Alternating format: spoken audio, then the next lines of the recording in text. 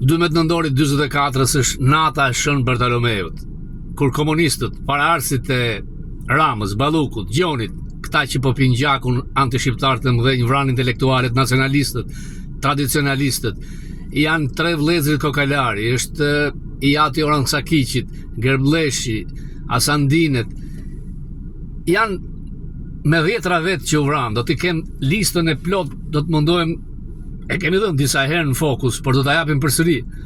Abdullah Saraçi, Muharrem Liku, Hamid Gerbleshi, Mumtaz Kokalari, Vesim Surya Kokalari, Azim Bloshmi, Muharrem Leshi, Akil Sakiqi, Nazmi Uruçi, Hasan Dine, Bayram Cuka, Boris Belevski, Farid Abulla, Faik Shkupi, Ismail Petrela, Yusuf Allamani, Jorgji Mema, Jakub Delialisi, Mehmet Dado, Mehmet Delialisi, Shefqet Delialisi, Anton Fekeqi, Rifat Rshana, Petraq Pekmezi, Selman Ali Korça, Alex Mavraqi, Selman Shqefni, Minela Kotokotsi, Nue Pali, Selim Braja, Selim Kelmendi, Nebil Çika, Luka Xhumari, Rakip Kalenja, Ali Panariti, Subi Topulli.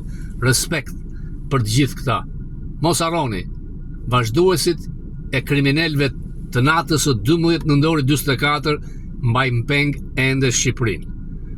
Në darkën Fokus do të kemi edhe për spionazhin, inteligjencën e një fytyre të shëmtuar të përshtirë si Soros, kur i shkruante dhe jepte urdhra Hillary Clinton për 21 janarin. A u çmend qeveria dhe demonstrata ishte paqësore dhe vrau, apo demonstruesit ishin të çmendur dhe me dhunë donin të merrin qeverinë dhe Rama i nxiti drejt vrasjes. Sot në Fokus.